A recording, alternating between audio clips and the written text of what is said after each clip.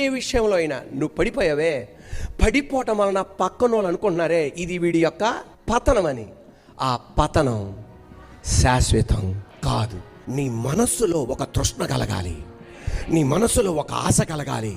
నా జీవితం ఇలా ముగింపబడకూడదు, నా స్టోరీ ఇలా ముగింపబడకూడదు, పతనములో ముగింపబడకూడదు, పడిపోయిన స్థితిలో ముగింపబడకూడదు.